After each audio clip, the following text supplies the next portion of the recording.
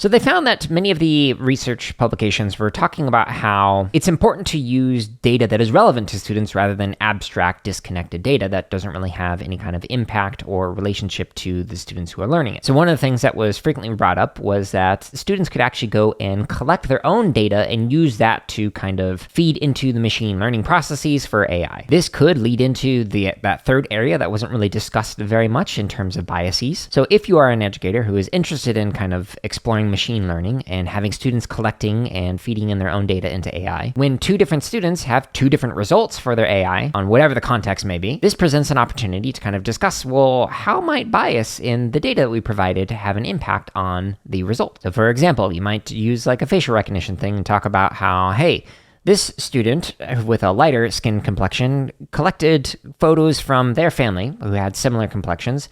And when compared to another student who had darker complexions, the results of the AI kind of was very different in terms of making it so that it was easier for the lighter complexion to detect lighter complexion and harder to detect the darker complexion. And the opposite might be true for the other scenario.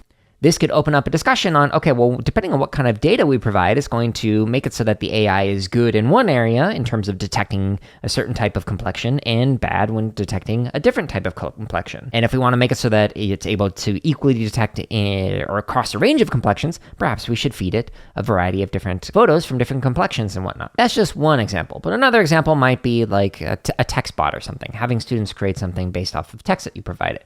If one student were to feed in text from like a very technical book versus another student who's going to feed in text from like a Twitter feed or something like that, you might get very different results in terms of the kind of responses that you'll get from that text bot. And again, that presents an opportunity to discuss, well, why is that? You don't necessarily have to go into those projects with the front loading of, hey, I'm going to teach you about bias, but can instead anticipate that bias is likely going to show up in some way that is going to be easily seen by the students.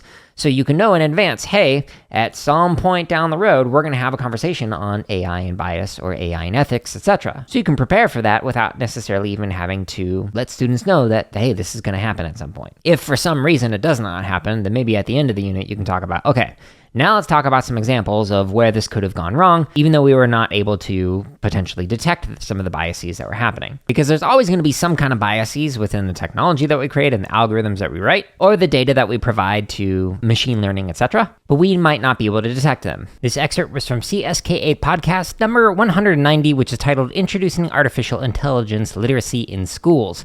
You can find this by searching for the CSK8 podcast on any one of your podcast apps, or by simply going to jaredolari.com.